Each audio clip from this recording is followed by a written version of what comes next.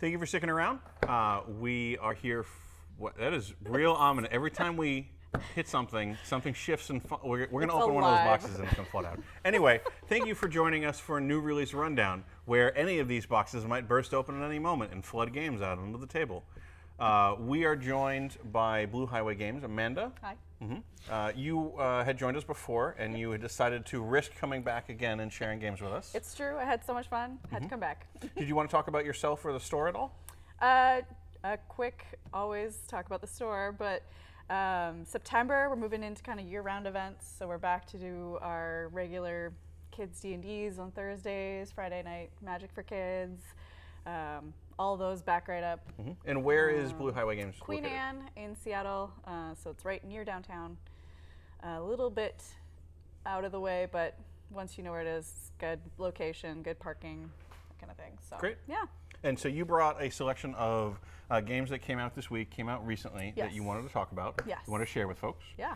What do you want to start with? Let's start with that little guy from Oink. It's a good one. Tricks and the Phantom. Yes. And it had a earlier Japanese release, I believe, so some people may be familiar with it, but it's now... Well, because Oink is a Japanese company. Yes, yeah, and they make wonderful games in tiny little boxes. They cram a lot in there, which is Not all of their games are in this tiny little format, but a lot of them are. Most of them, they have some kind of medium-sized boxes, and I think they're trying to break into a wider audience and have some of their main games back in some more mainstream sizes. But for what we carry in our small shop, they're almost all this tiny little box, which is great. You can fit them on almost any game shelf, which is fantastic. And they're all kind of a little bit different. I'm getting Gentleman Thief vibes out of this. Is that right? I actually don't know Gentleman and Thief. Oh, well, just like yes. the archetype of the Gentleman Thief. Oh, yes, definitely. A caper. There's a Phantom. It's probably the gentleman. You don't know who he is. It's a little card game. And I wouldn't say it's necessarily bluffing, though there is one card that lets you bluff. Okay.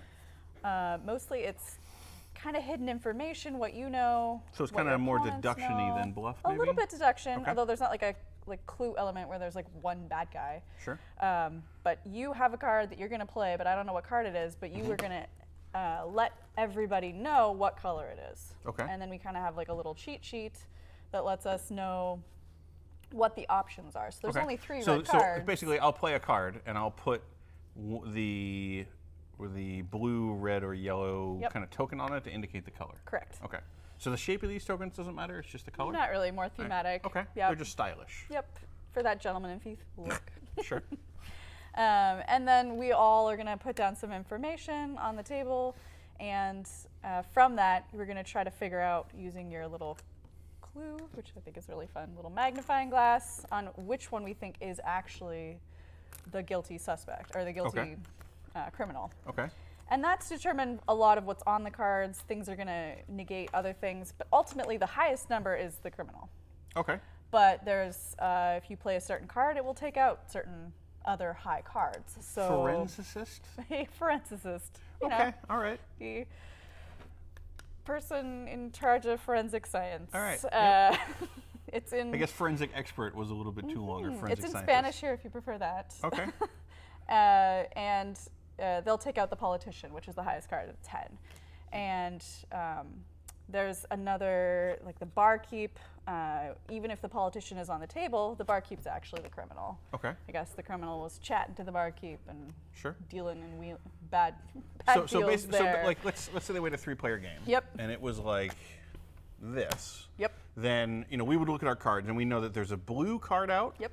There's a red card and there's a yellow card. Correct. And then we would take our. So I'm numbered. It looks like I'm 2 lines. Yep. So I'm the 2-line one. You are the 3-line. Yep. No, you're the 4-line there. Yeah, there we go. Great.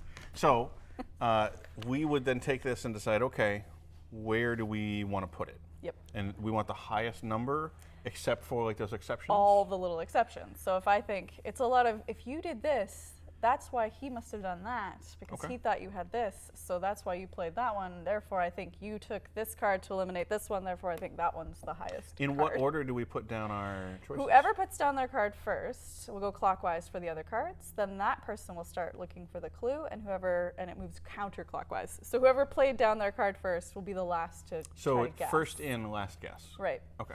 So you have more, like I didn't have any information when I played my card based on what you guys were all going to play, and then you played down, but you are going to make guesses first. So Interesting. based on what you thought was happening and why you played this card might be why you go somewhere. And are these other tokens just Points. Okay. You play several rounds, and first person to 10 points wins. very clever? Another kind of very compact, stylish Oink game. Yes. Like, they really do have, I think, a knack for compact, stylish, and intriguing. Yeah. So Yeah. you know, they're very unique games to have in collections. I think Yeah. I know multiple people who specifically collect Oink games. Yes. Yeah, they fit in a bag. You can take them anywhere. You can usually play them on the go. While you're planning your next heist. Yeah. Very neat. So Hard to put back in the boxes, though. I think that's But they do put a lot in there. that is an essential quality for any Just get it. small game. Yep. We're just gonna say Yeah, that just was get close, good close, enough. All right. What would you like to do next? Let's switch it up to maybe. Oh, actually, no. We have a couple questions that we normally ask. Oh, yes. Spite level Oh, spite level. doesn't seem very high. Not very high, but there is the bluffing card, which we didn't talk about, where you can play down the Phantom and put down any color you want. And we played a couple rounds back to back this week, and there were definitely some moments where that was used to really mess up somebody's who Okay. really figured it out. And what other deduction games do you think this would be like? I mean, it's very closely related to their earlier game, In a Grove, which I don't know if you had a chance to try that one, but it's a similar kind of mechanic, trying to figure out who's got what, when, where, and how.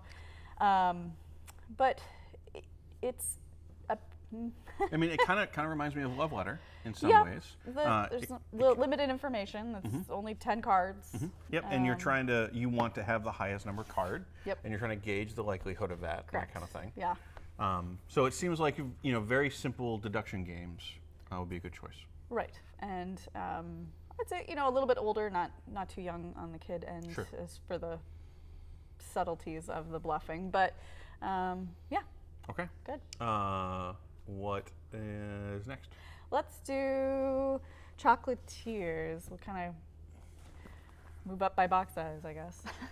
Now, this is a game from Daily Magic Games. They're here in the Northwest, and Isaias Vallejo, you may know Sunrise City. It's one of the ones I love from him. What else has Daily Magic put out? They did the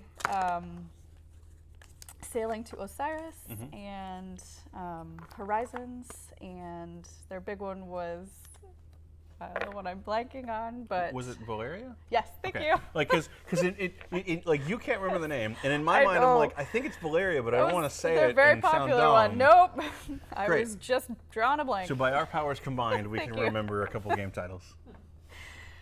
And this one's a little more like Splendor, so it's kind of a bit of a change. I would say it's the easy end of medium weight, Okay. but there's a few decisions to be made, and it's about packing a chocolate box, which is always fun. But so you were comparing it to Splendor? Yes, in the sense that you are collecting sets of colored cards to turn them to match to the card that tile you want to take. So if I want this tile, I would need 2 blueberry chocolates and 1 mint chocolate, Okay. and then I could take this tile. Okay. I And discard my the tiles are cards. where you're going to get points from. And the tiles are where you're getting points. The Okay. points are on the tiles themselves. They range, I think, from like 3 to 7 to. Oops, I destroyed it. Destroy chocolate. Spilled the chocolate box. Well, I guess that one can't be shipped out to the store, so we now just need to eat it, You right? have to eat it. Yep. It's a shame. I know this game will make you want to eat chocolate.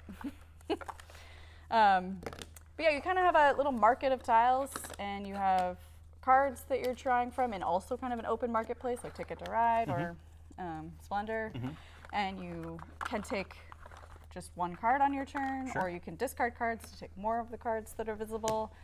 and another action is just to turn in the cards to get the chocolate boxes. And then you are ultimately trying to connect like-colored chocolates to make unified groups. So there's the element. So you are not only building the individual thing to get points, but you are then kind of building a tableau of them in front of you for your overall chocolate box to try to make a pattern. Correct. Okay. Yeah. So you're trying to connect the similar like-colored chocolates. We're vying for that majority on these little victory point tiles. There's one for each of the different colors of chocolate. Oh, okay, I see. They have I was wondering variable what those are. points depending on, I think, how many are in the box or on the tiles themselves. There's little individually wrapped chocolates that are your wild tiles that you can use to kind of connect chocolates that maybe are not previously connected, or fill up your empty spaces. Okay. You don't get negative points for your empty space, but you do get a bonus point if you don't have any empty spaces on your chocolate. Okay. Yeah, it's really quick, pretty easy to teach.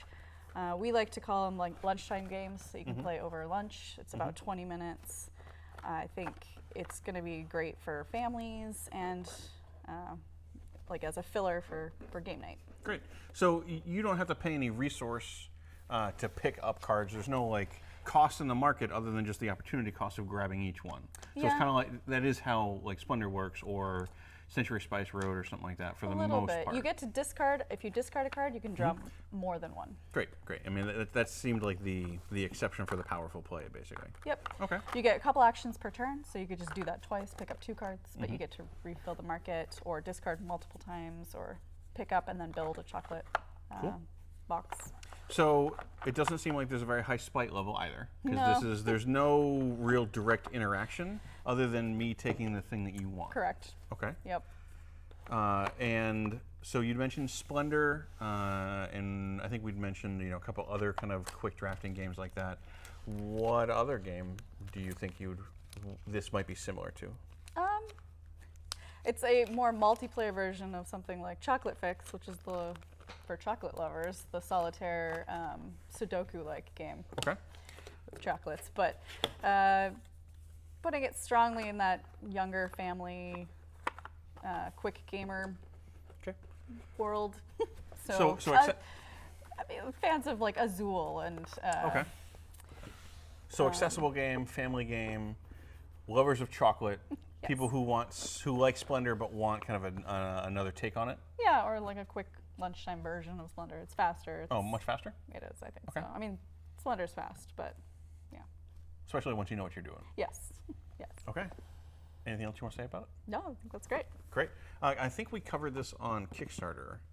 I mean, there was a brief window where there was like a rash of chocolate factory confectionery themed board games. And I'm pretty sure we covered Chocolatiers and another one that was like a conveyor belt of chocolate, a little more I Love Lucy chocolate kind of thing. I like all chocolate themed games. So. But now I do kind of want to play that and have people bring boxes of chocolates. Yeah, you should just play with real chocolates. That'd be great.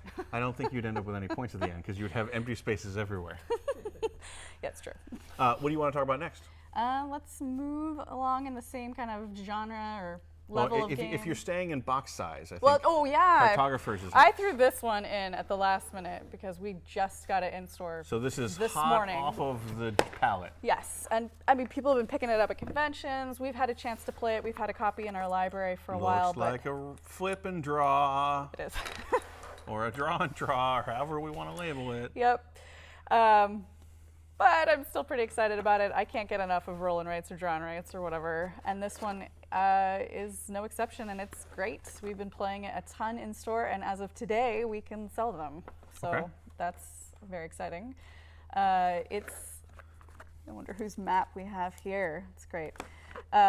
You are getting to actually draw things like trees and rivers and wheat fields on your board, and you're trying to meet specific goal cards. But you don't play with all of them. You kind of have 4 different goals that you're going to use each game. And a little bit a la Isle of Skye, you're going to score those. So it looks like these are the things that you might flip over and have to draw? Those are the things you're drawing. It gives you options on the pattern of which you're going to draw those things in. So it looks like it's like Yep. farmland, So you draw little diagonal lines in kind of a little Tetris-y type shape. Great River. Yeah. So it looks like some of these, you basically can do a bigger shape or a smaller shape, but then get a coin too? Right, and coins are going to score at the end of each round. They don't go away, they just kind of keep accumulating.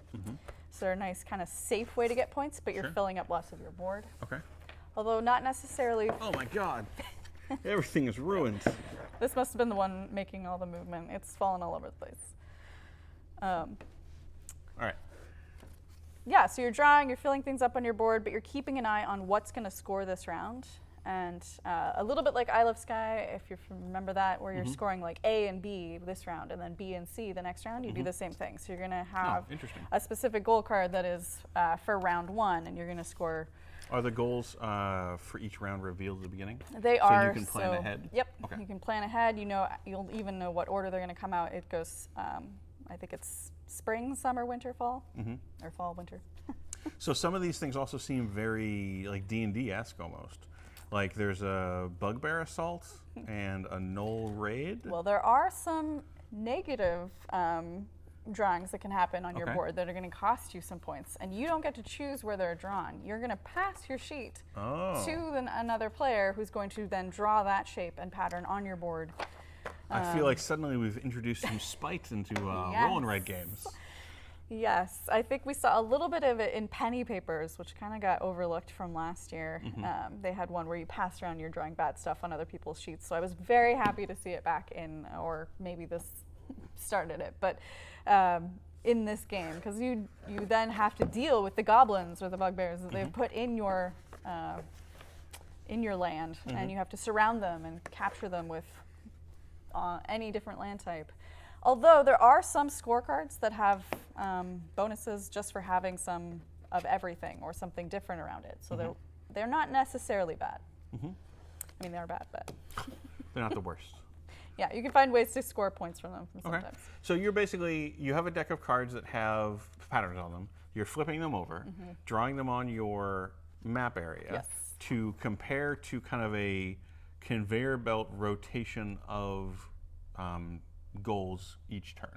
Each game, yeah. So you'll only have to worry about 4 things each game, but each time you play, there'll be different goals, which is nice. So kind of good variety. So you had mentioned already Penny Papers. Penny Papers, it was somewhat similar to. What other flip and draw or roll and write games do you think this is similar to? Or should just fans of the genre in general should absolutely just jump in? Fans should absolutely check this out. I am not getting tired of roll and writes. Even if you are, though, I think this one adds something a little bit different. With the variable goals and the drawing. A lot of people miss Penny Papers, so if you didn't do that, this will feel quite unique. I think that's probably the most similar. So the only people who shouldn't play this are diehard Penny Papers fans who are angry that it did not get the recognition it deserved. Yeah, there you go. Correct. Okay. Or people who are really tired of roll and write, which I guess I don't want to play games with you. So. Wow. Wow. I don't really like roll and writes, so I feel extremely called out with you. Sad. I guess this is it. I should leave now. I guess we don't get to play games anymore. Great, thank you. Well, now that we're done, I'll leave these with you. You can't to just talk cut about me them. off in the middle of it. Okay. What would you like to do next? Let's do. What kind of games do you like? I'll find one for you. Hidden information, deduction, betrayal, murder, ambushes, traps. Well, let's talk about Lockup, also from the same publisher as Cartographers. Okay. And this one comes out of the world of Role Player Tale. Okay. Well, it is a Role Player Tale from Role Player. Mostly the art and the theme. It's kind of where the similarities probably end. Okay. Because wasn't Role Player, was that a roll and write? No. Because that was just where you were making an RPG character, right? Yep. But that's not what you're doing here. It was more like a dice game, I think, right? Yes, yeah. And this is got more spite. Okay. There are some chances for you to play some of your information face down. I was about to say, I feel like there's some hidden information. All right. And I almost feel like I came to you, a professional game retailer, and said, here are traits that I like in a game, and then you found a game that had those traits. it is. Huh. Before we move, It's weird. It It's is. weird that way. We try. And yeah, so you're going to have a character. You're going to have I'm your... definitely playing insectoids. Yes. And you would get to all start each round. You have the same tiles, or your own tiles of your color, but with the same numbers on them. Mm-hmm.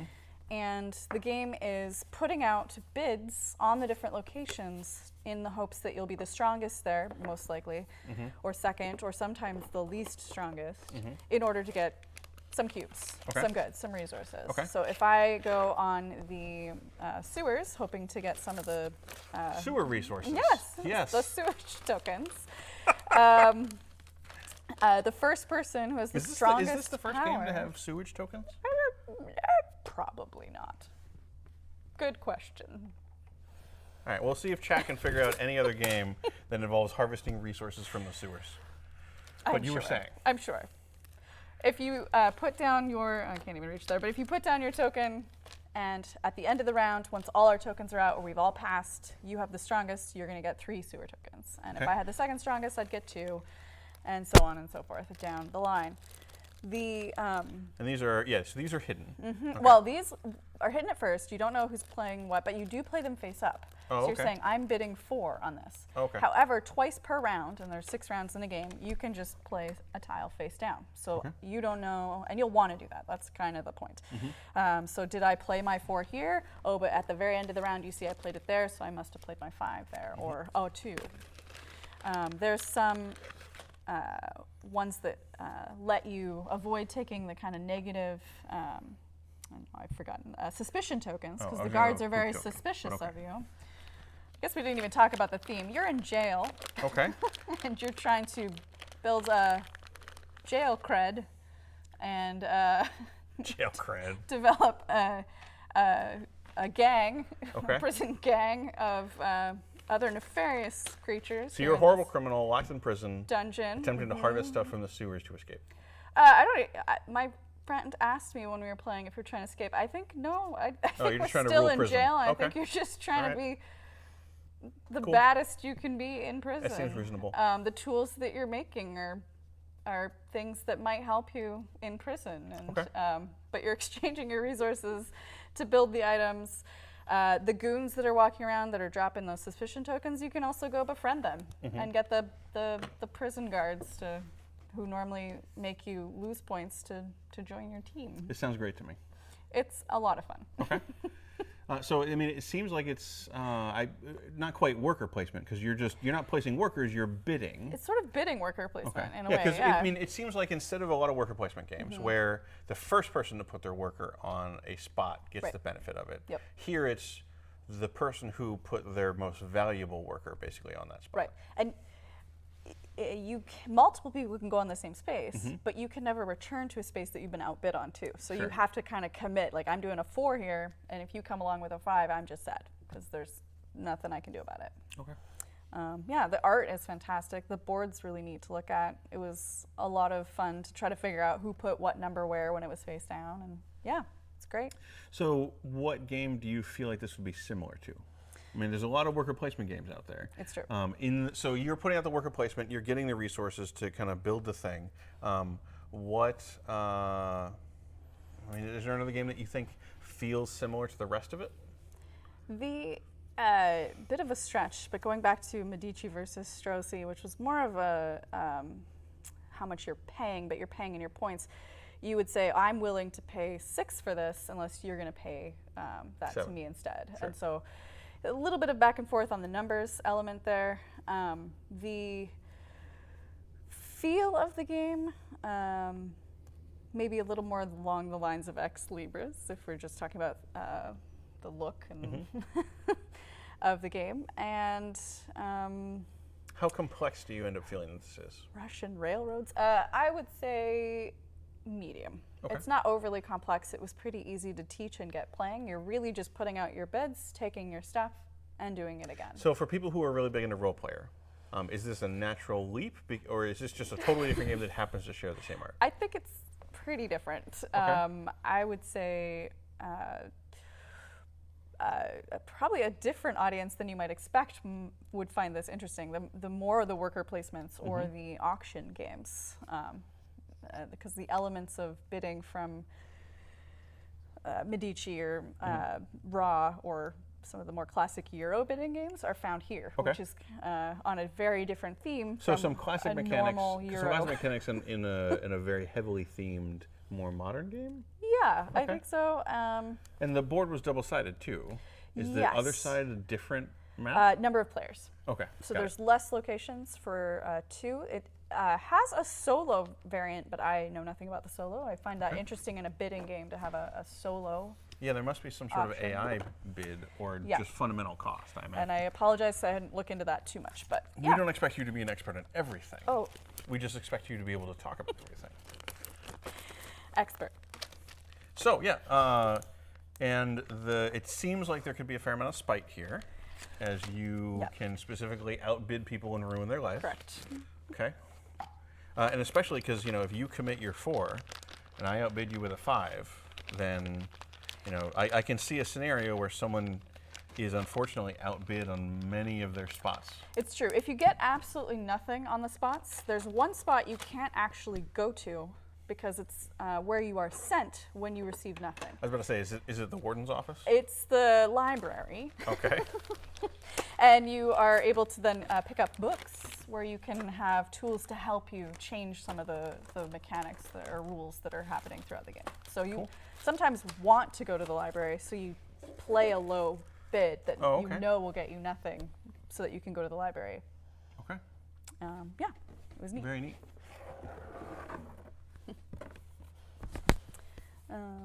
What would you like to do next? Well, that is probably the most spiteful. So it's all downhill from here, is what you're saying. I think maybe. No, there's a few others. Let's save that one for last. Okay. Let's do Passtally next, which I heard you're familiar with. Yes. This was a Japanese game that came out in Japan a couple years ago. Probably early 2018, but it is now here in the States on our shelves, brought to us by our friends at Pandasaurus Games. I had to learn how to play it at PAX and then teach people. Oh, yeah. So I played it a fair amount then, but that was also probably like a year or 2 ago. So I might be totally wrong, but my memory was that it was a very interesting game where you would have your... it's basically a path-making game. Yes. You have your little tokens. Yes. And you would put a spot on each side of the board. Yep. Something like this. And then you would want to connect those through paths that you would lay down. Yep. So it's maybe hard to see on camera, but there are these different tiles that have different paths kind of drawn on them. And you want to connect those. And if only I could figure out how to do that. I'm bad at this game. Anyway, but the interesting thing is you could then lay them on top like that to change where paths go. Yeah. And you could move where your points were to try to get to advantageous paths. So the game was you were trying to build a path to connect any of your 2 dots. Yes. While trying to put down a piece that disrupted a connection that your opponents had established. Yes, which is a little mean. A little bit. just a little. But it was a very neat, abstract game. It was very cute, very simple to kind of get going with, but had lots of things going on. Yes. And I really liked the puzzly nature of it. I just thought it was, it hurt my brain quite a bit, but you're trying to get as high as possible because higher up you're going to get more points for going a shorter distance. But really, that's it. You did a good job. That's it. I mean, it reminds me almost of like a constant puzzly Suro in that you're establishing these routes. You're not moving your piece along them. You're not trying to survive. You're trying to build up the layers of your path so you get more points. And then I think each turn you score points for all the routes you have, I think. Yeah, so if they stay and nobody's disrupted them on the next round, you're going to continue to get the points from them, which is kind of fun because then it kind of forces people to say, well, I could place this here and give myself some points, or if I place this here, you stop losing and don't get 6 more points every round. And then the ability to move your dots kind of along the side, I think, kept a lot of placement options open, Yes, too. yep. And you could see, oh, suddenly if I move here, I have a new round that's going to get me a ton of points. It seemed really difficult to just lock somebody out. Yep. So it's not too mean. But it is really quite satisfying when you play down a tile that gets you a path over 14 tiles or more. So. Yeah, the longer the path and the higher the path, Yep. the more points you get, if I remember correctly. Yep.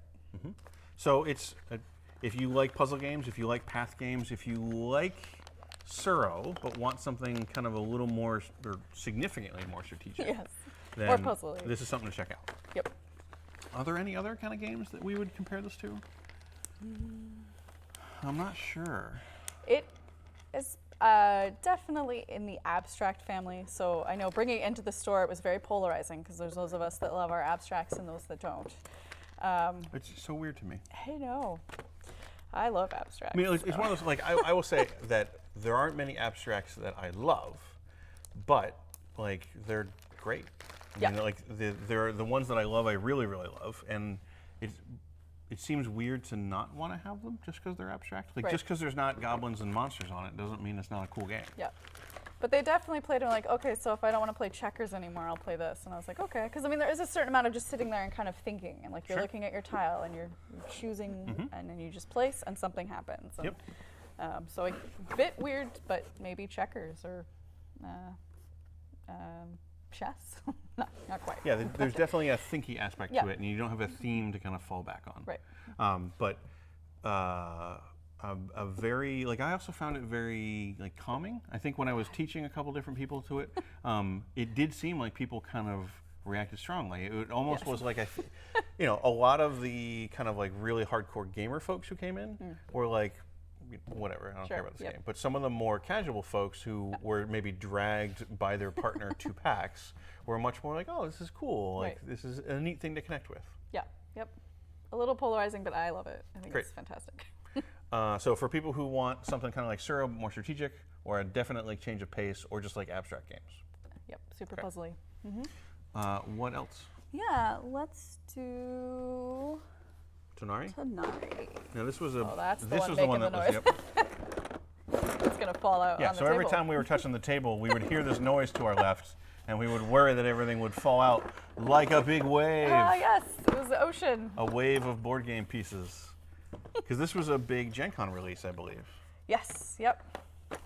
And I've had a chance to play it once, but with only 2 people. So I will say that as a little disclaimer, because I think this game is meant to be played with lots of people, 3 to 4. This is one of those games that's really nice to touch. Yep. What is the other game that has Blue Lagoon? Is Blue Lagoon? Blue Lagoon that is has like that, and these- Battle Sheep Battle Sheep, that's what I'm thinking Yep. of, that has these kind of components. from Blue Orange. It's yeah.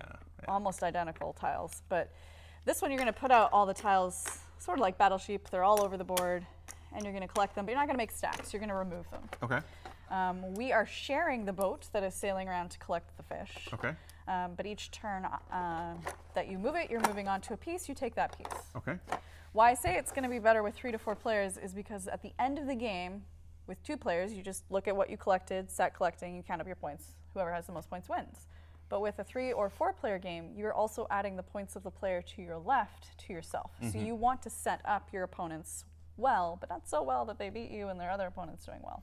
Yeah. So I love that little kind of that reminds me of like a mechanic. Tale of Two Cities and stuff like that. Okay. I really like games that have some sort of alliance. Like, it's not quite an alliance because you're still going to beat them, but Yes. I like the idea that you have to raise up Yep. some of your opponents Yep. To be able to succeed. Yep, and I think that's fantastic. I hadn't played Between Two Cities, but I'd played Between Two Cities.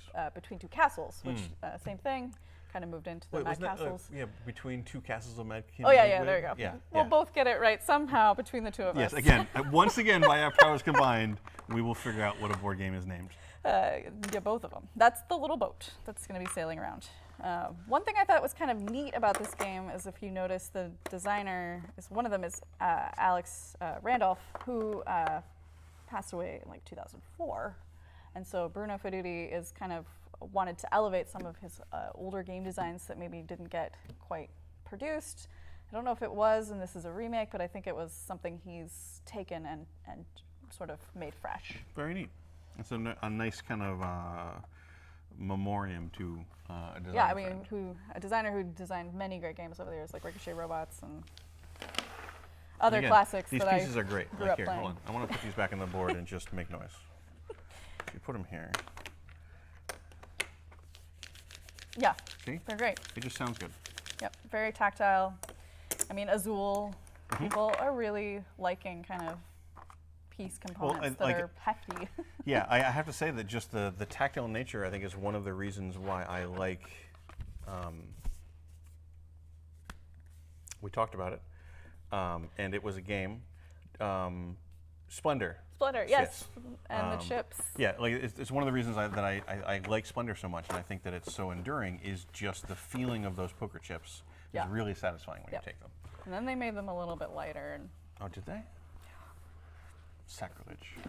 you can't really notice unless you know, so now I've ruined like all these people who Oh, so didn't now we can realize, totally be Splendor hipsters? Yeah, yes, exactly. Sweet. That's me, hipster. So again, this is a set collection game, Yes. and it works at 2, but it sounds like it's really going to kind of, the magic is going to happen at 3+. Yep. And it goes, is it just 4? Just 4, but it was very quick. It's another one we played at lunchtime. Easy to learn, probably under 30 minutes. Cool. Yeah. Let's do Ragusa. Okay. And this is coming to us here in the States in our store from Capstone Games. Okay. I believe Braincrack was the original publisher. I think it might have been at Essen. I did not see it there last year, so this was new to me here. Is this another, is it a different board, or is it just for different players? It's to make the placement of the pieces easier to see on one side and a little more visually appealing on the other side. So the gameplay is identical, but it's not quite as pronounced for the where you place your pieces on this side. So for the first couple games, you're going to definitely want to play on the other side just to understand where things need to go. It's a pretty clever thing to do. Yeah, there's been a few others that have done that, like Viticulture had the one side of the board that didn't have all the little handy reminders. So are these player boxes, they're They core part of come- the game, yep. not a special? Nope, Good. they come in the box so you can store your pieces. It's actually quite effective. Yeah, I You was still about put to them in say. the plastic bag, but then they don't. Well, go just around. the ability is great. You're, Yep, yeah. exactly. So that's it's a bit of a thought that I think a lot of game design or game publishers have not come around to yet. Right. And the So we have I don't know little if you- buildings, yes, and then we have oh, Towers. hold on. Can I do this? Do I put that down? And then that? it's true. Yes. But for the points and to be effective in the game, what you're more likely going to do is you're going to put out the tower over somebody else's Oh, piece. I feel like there's a very satisfying Monopoly. I build a hotel here out of a house thing. In a way, there is a very satisfying theme on this game, I think, because it starts out and you're placing your houses to get resources out in the countryside. Okay. And after you have some resources, then you're going to start going into the cities. Okay. And The classic American story. yes, or ancient enemies of the Venetians. Yeah, classic American story.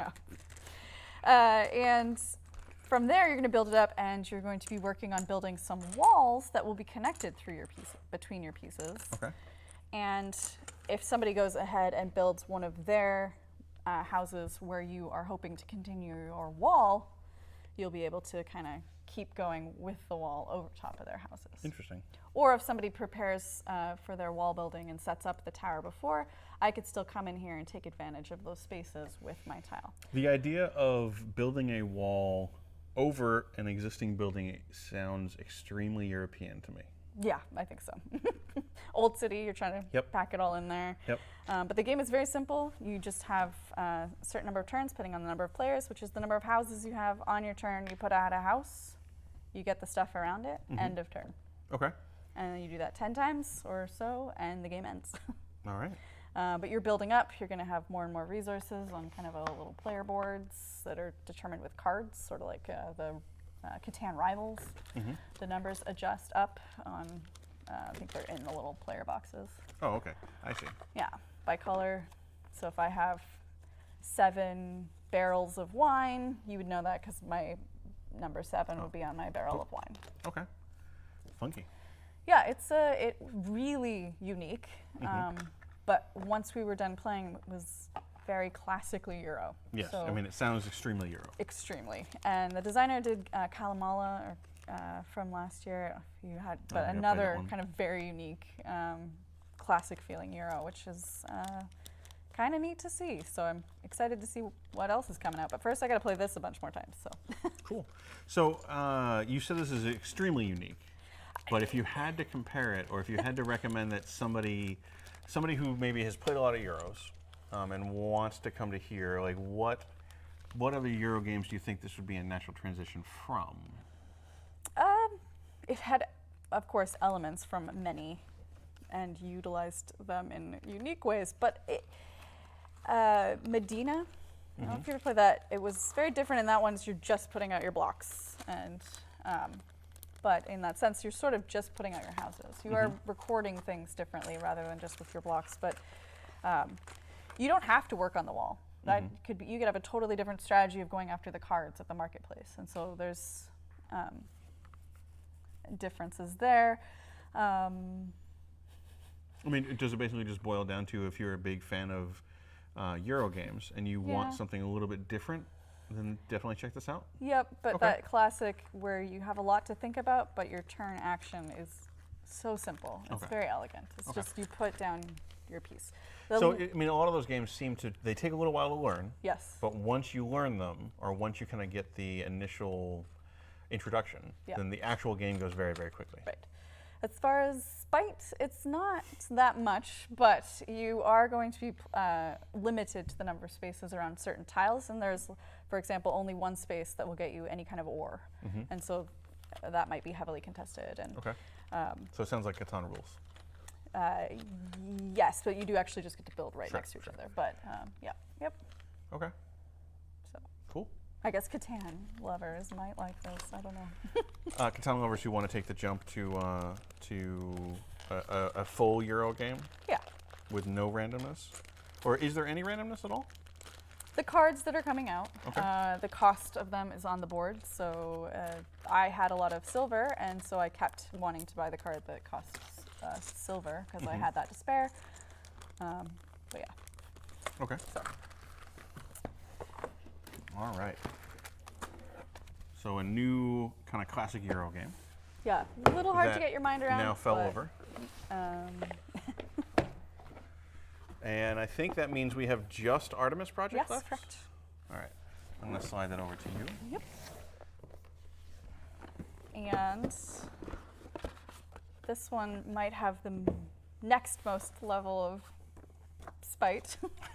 So when you said Artemis Project, I just assumed that this was the board game version of Artemis the video game. Oh, no. Have you played that? No. It's a bridge simulator where you're basically just playing Oh, Star yeah. Trek.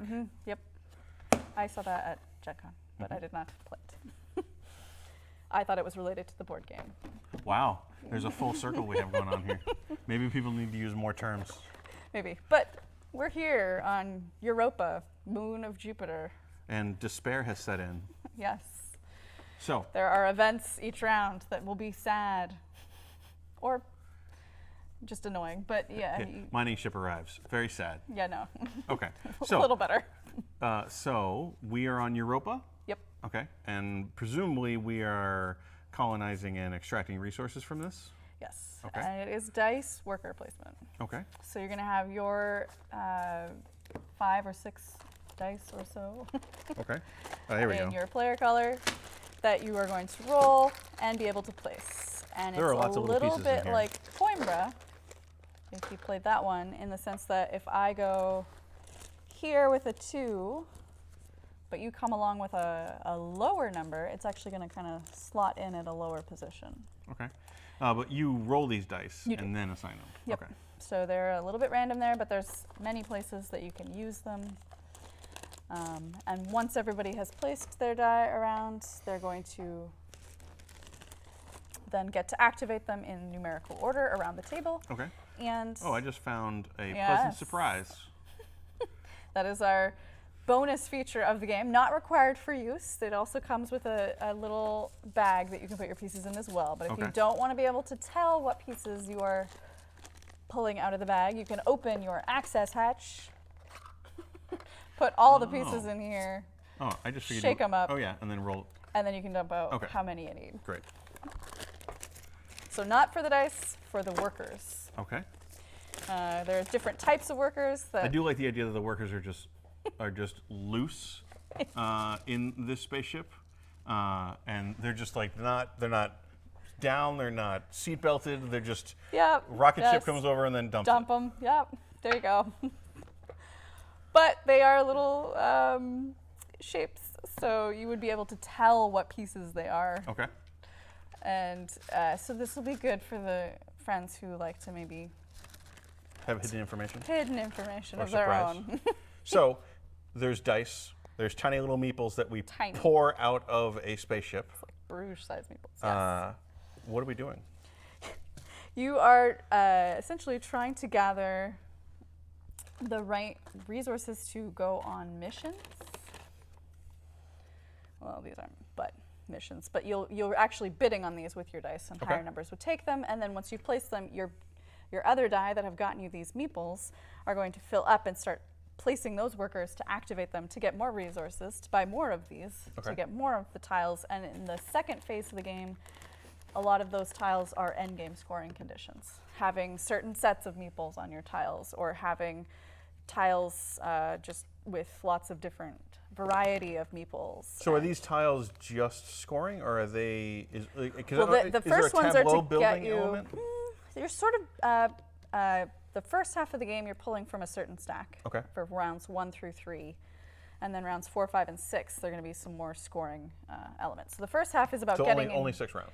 Yep, getting and gaining more resources, and then the second half you're going to be getting more points. Well, I guess my question too is, are these am I building a tableau that gives me options, or do I get this tile, I complete it, I get the resources from it, it goes away? It doesn't go away. You can keep it. You'll But I can't probably keep want. using it. You can keep using Okay. it, but only at a specific time each round. Okay. So it's limited, and it's once you have placed your people on there, you can move them, but it's also only done at a specific time, and you're kind of doing like 1-for-1 swaps. Because if I put a blue one on this, but then I get a tile that requires a blue one, I'll have to kind of spend my one action for that round to move over that meeple. But it doesn't sound like engine building-y. Not so much, Okay. no. A little bit. Okay. Okay. And I did have a chance to play this, and then I had a chance to play the solo version, and I thought that would be weird with a kind of dice bidding mechanic, but it actually kind of worked. Oh, neat. Of course, the random rolling of the die that get placed out at different locations. Does and it have an then- AI who competes against you? Yeah, Or okay. Yep. Actually, 2. Okay.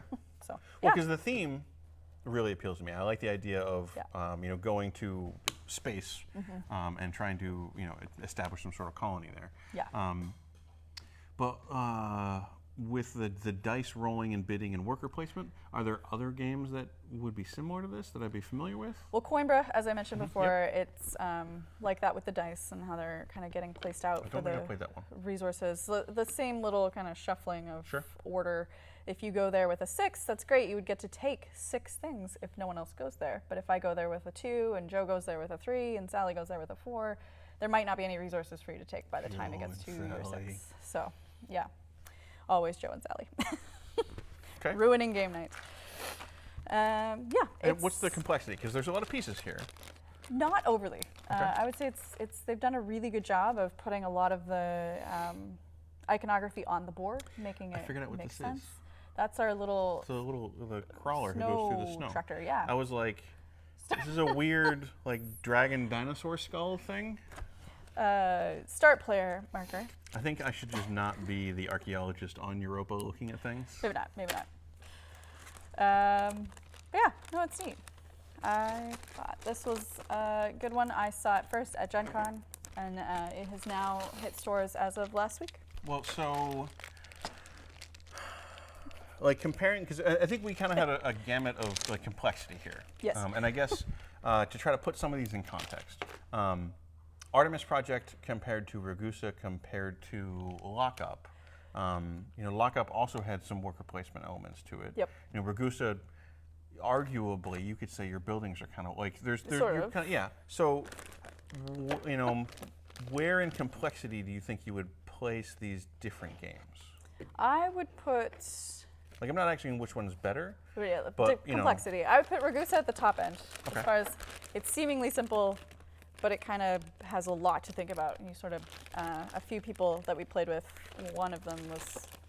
Analysis paralysis? No, just they were like, oh, my brain broke. I don't see what you're doing. And somebody else took off with one type of strategy, and someone took off with a different one. And that's always a good sign, though. Yep. And then Lockup probably, I would say, might be easier than Artemis. They're pretty close. Okay.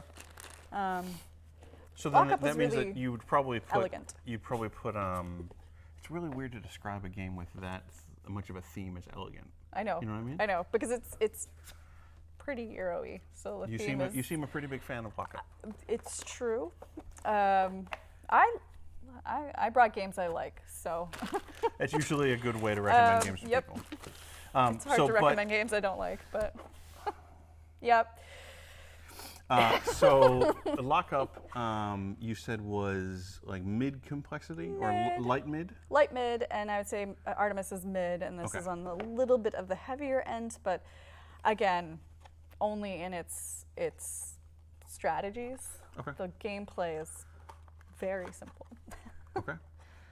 There's not a lot to keep track of. It's just mostly, I want to go everywhere, but I can only go one place. Now that we've built this rocket ship, Yeah. You want to keep is it? it possible to put it back in here? It is. You have to kind of nestle it amongst other things. It took me quite some time. It's a bonus. I'm gonna do I'll take it the home magic separately. of TV Yeah. and just say, Oh, look, it all fit. Well done. Good job. Thank you for joining us. Yeah, thanks for letting me join you Is again. there anything else that you want to say about yourself or about Blue Highway Games?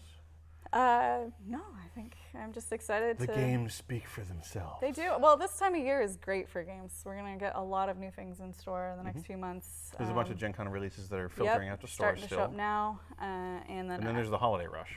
Yep, which also some of the Essen releases, Spiel. Yeah, it's pretty exciting. Great. So. Well, thank you again for joining us. Yeah, thank you to Blue Highway for lending you and your expert services to us. Thank you. And hope you join us again in the future. For sure. Thanks again to everybody for joining us, for checking out these games with us. I hope that something struck people's fancy. We had some spite this week. A little bit. Unlike, I think, it was Javion who brought no spite, because he's just an optimistic, happy, young little man. But thanks everybody for joining us, for sticking around through Table Takes and then through our reset for new release rundown.